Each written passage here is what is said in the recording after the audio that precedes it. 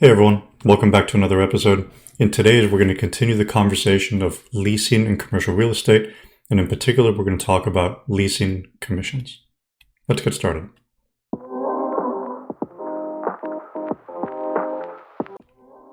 So first on the agenda, we're really just going to describe and define what leasing commissions are.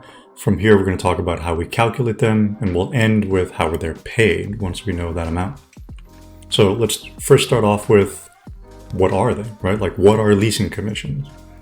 So I think the easiest way to describe them is almost like a finder's fee, right?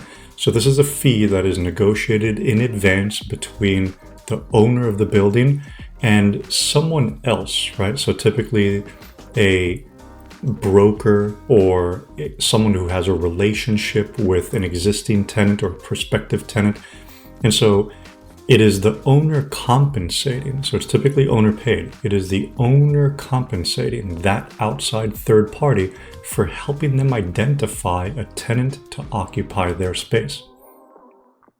An important thing to keep in mind here, so an important consideration of leasing commissions, is that oftentimes they are contingent fees.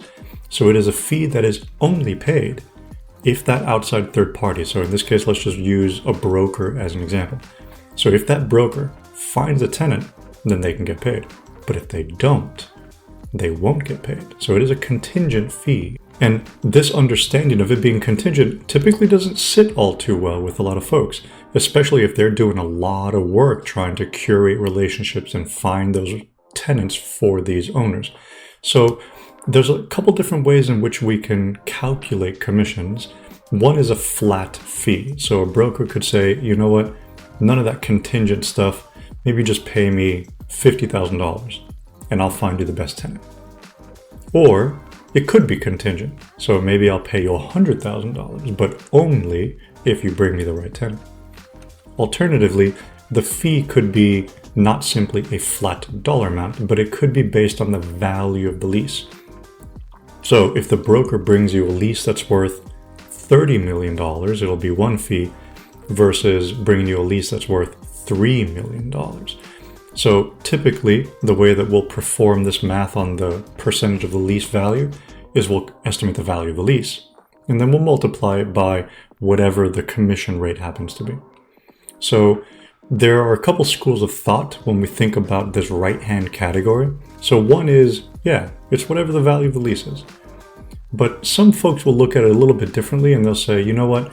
Maybe on like a really short lease, let's say in residential real estate, just 1 year, maybe they'll come back and say instead, you know what, maybe just give me 1 month's worth of rent. So I think there's a couple different ways in which we can look at it when it is dependent on the value of the lease as an alternative to just simply being a flat fee. So let's look at a quick example here. So hypothetically, let's say that it is a lease where the tenant pays $10 per year for 3 years. So $10 for 3 years is $30. At a 5% commission rate, that's 5% times $30. That's $1.50. So if we apply that same logic, only instead of it being $10, it's maybe $100,000, or maybe it is $100,000 1 year and then it grows every year thereafter, right? I think there's a couple different ways we can look at this. You can create a big schedule like this. So $100,000 year one, it grows by 3% in year two, it grows by 3% the following year. So if we were to add up all those payments, so if you took the sum of all the payments, that is a reference to the value of the lease. And we can multiply that value, so in this case, $309,000, $90, right? 5% of that amount can give us the commission rate. Now, what if it's not a 3-year lease, right? So a 3-year may be easy because you just have to model out a couple years. The math is a lot simpler. It's a lot shorter. But if it's a 30-year lease, what if it's a 50, 99-year lease? And so I typically get that face a lot, right? Like a lot of people don't really want to do the math. They don't want to take the trouble. And I don't blame them. Time is short. So I'd like to reintroduce you to the topic called, or the concept called, the future value of a growing annuity. And whenever I use that phrase, this happens, eyes glaze over. So I think instead, maybe one way to think about this is, let's use the future value function in Excel. or in any spreadsheet for that matter.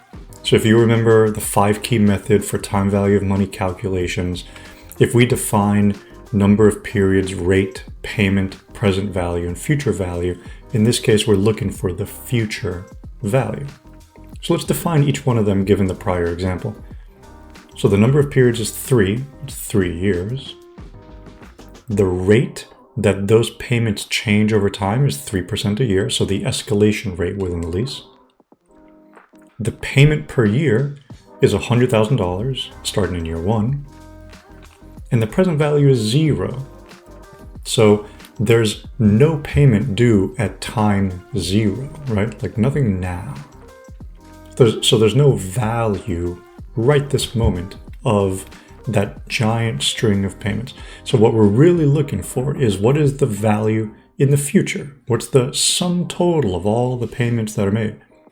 So if we were to go through this process, we'd say equals FV, open parentheses, 3% growth rate, 3-year term, $100,000 payment, 0 present value. We'll get the exact same $309,090 value. And then we can multiply by that by the commission rate, the 5%, and get to the same commission amount. But this is one way in which you can kind of shortcut the process. So you don't have to build a long lease rate or rent schedule. So instead you can just use time value of money functions to help get you to the same point. It feels like magic, right? So again, FV will help you get there. So again, just to prove it out, it's the exact same amount, $309,090 times the 5%, $15,455. So I'll end on this. When are they paid? So typically they're paid in installments, right?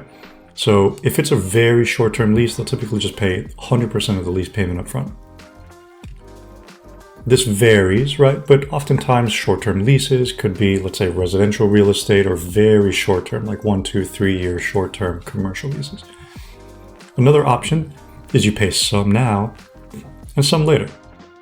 So maybe it's 50% when the lease gets signed and 50% when the tenant actually moves into the space. So let's say, for argument's sake, that you sign the lease now, but they don't take occupancy until 3 months later because they needed to prepare the space, right? So maybe paint, carpet, moving a wall here, adding a door there, right? So maybe you pay a little bit of the commission now, and then you hold back just to make sure that the tenant actually moves in, and then you pay the rest then. The last option is you pay a little bit now, and then you pay the balance when the tenant starts to pay rent.